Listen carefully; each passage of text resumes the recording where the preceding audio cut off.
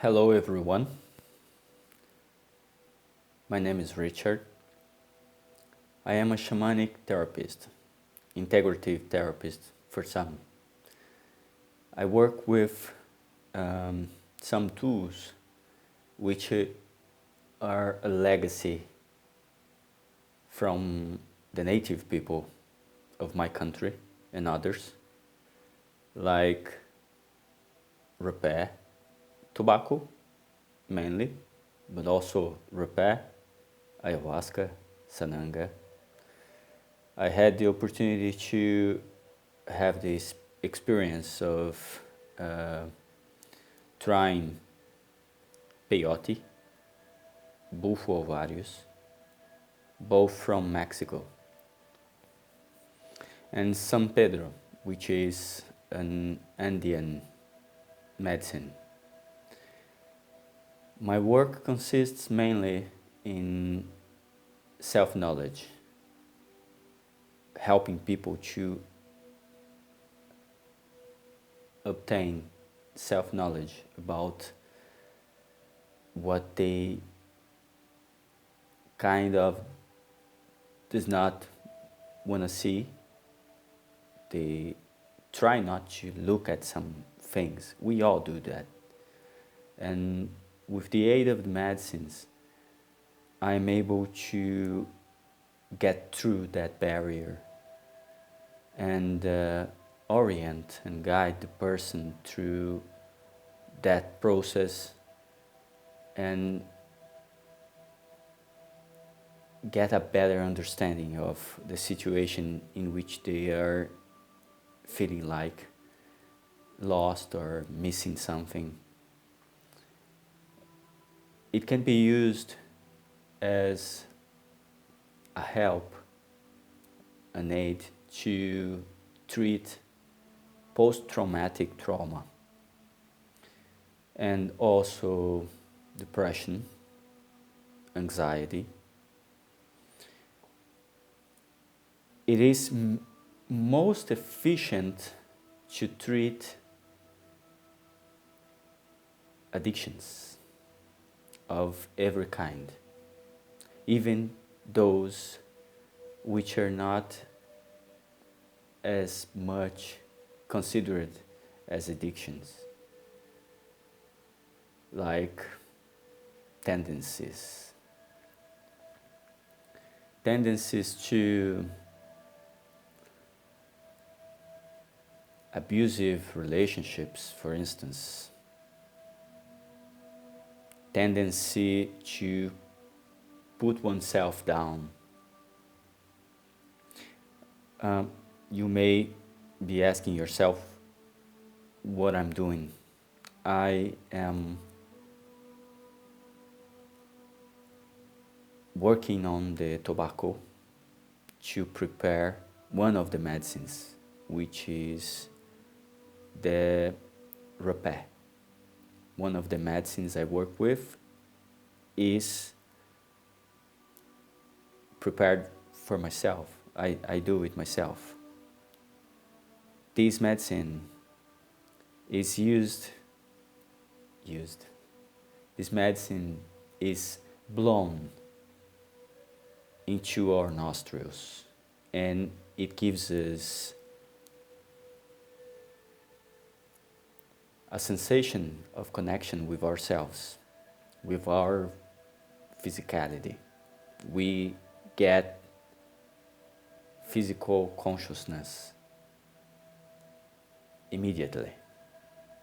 And it lasts for a couple of minutes, but during this process, we are able to understand some things, like things that we should not be doing as often or shouldn't be doing at all, things that we should be doing and we are not, or we should be doing more often. In my case, sleep. I am a bad sleeper. And at this period of the pandemic, I am studying days. It's subject of my studies to understand how do I relate to sleep. And I got to the point in which I had to admit to myself that I educated myself badly in regarding to this. I convinced myself from a very early age that sleeping is a misuse of time. And at 36, I am discovering, thanks God it's not later than 36, I'm discovering that it's not true at all. Some people in history achieved great success in life by sleeping less. But I understood that I'm not after success. I'm not looking for success. I am an agent of health and life quality. So I must take it for myself first, so I have something to really teach, to really tell people. I consider myself more of a professor.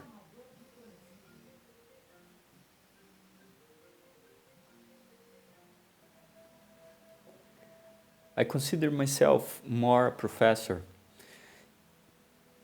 than a healer, because I believe that it is the person which heals itself, not me. Not even the medicines I offer. But to be a teacher, we just need to know a little bit more about something than someone else, and we can offer teachings about that. And everyone knows more about something than someone else. So, in order to be true when I talk about life quality, peace of mind, integrality, integral health, I must take care of that for myself first. I am trying very, very hard to sleep better.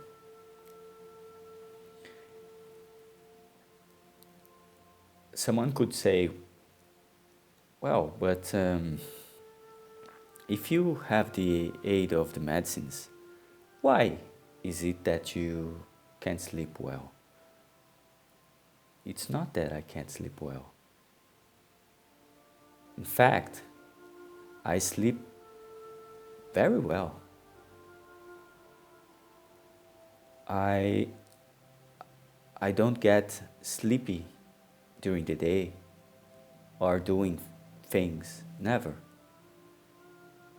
But I sleep in periods which are not proper, are not the best ones to help my circadian cycle to rebalance my endocrine system.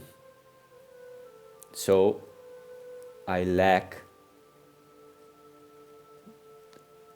not that I lack, but I don't do what I should be doing to properly produce the necessary hormones to sustain life and balance and good health, especially when I get in a later age. So I am giving some attention to it now, while I still have all my faculties in order and a good health and everything that someone needs to live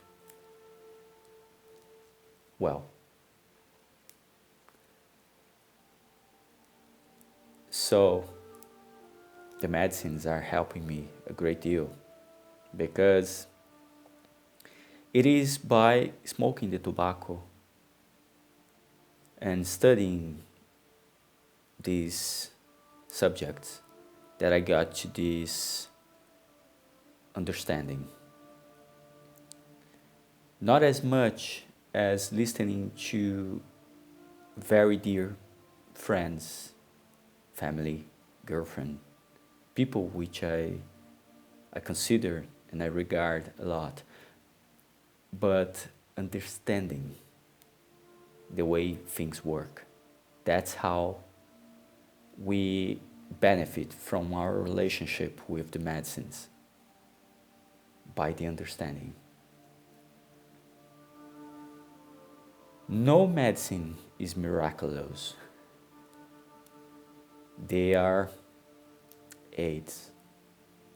They are helpers, teachers, masters. They point the way, but if we don't accept the suggestion, and it's always a suggestion, we don't get the understanding they offer to us. So we don't heal. With all that, I'm trying to say that what heals really is conscience. It's by going up a level from a point of consciousness to another that we make the necessary changes in our behavior. And let's put in this behavior our thoughts, our feelings, our emotions, the ones which we allow more often to arise in a daily basis. We can get addicted to that too. So it is something important for those who want to master themselves to take close attention to what we do, to what we feel, to what we say, to what we think, to what we watch, to what we listen to, always. Every time you don't choose what you are watching, someone is choosing for you. And it may not be of your best interest. Sometimes it is not at all. We all know that the government doesn't want us to be political beings, political and politically conscient citizens. For instance. So it has to be a choice we make to look at ourselves. It is said frequently that this society became an egotistic society. And in a sense, it is true. But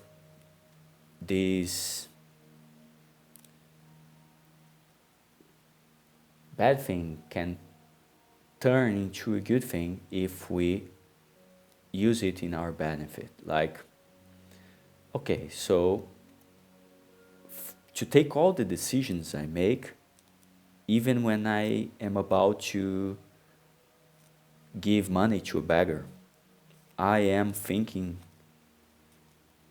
at myself, at what gain I can get out of it. If I have the capacity to look at myself before giving something good to someone, why is it that I can't look at myself and what I will lose with it if I give something bad to someone? Be it a word, a deed, a thought, a feeling. So, the exact same thing that can put us down can put us up. We just have to use it the right way. It is like a hammer. You can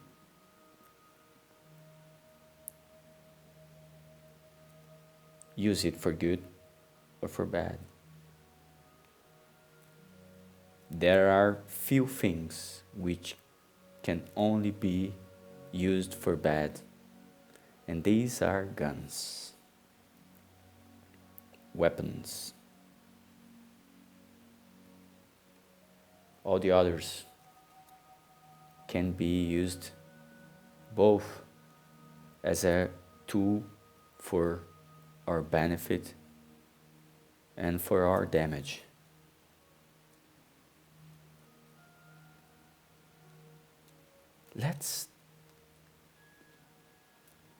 Let's allow this thought sink into our minds for a brief moment.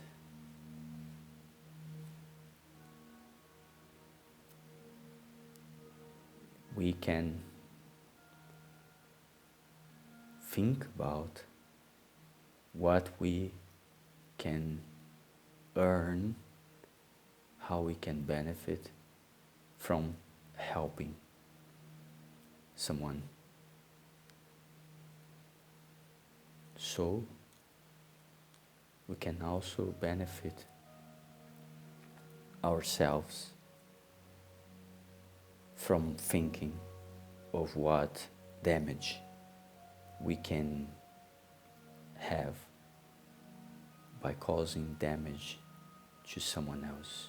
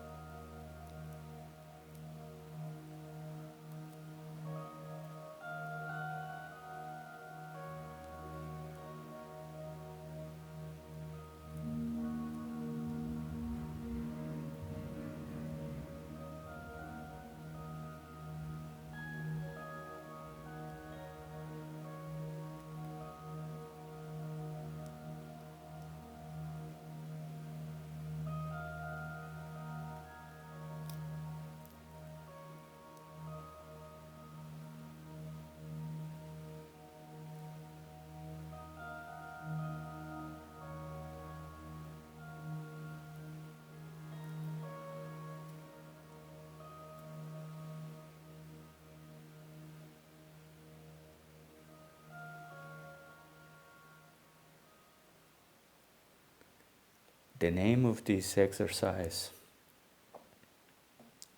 is self-consciousness. And by doing it, we obtain more and more criteria over our choices, over the choices we make in life. To think about what are the consequences of that action or inaction be. If you came until here with me, thank you. I hope this conversation, these ideas, this monologue can be of help in any way for you. Stay safe.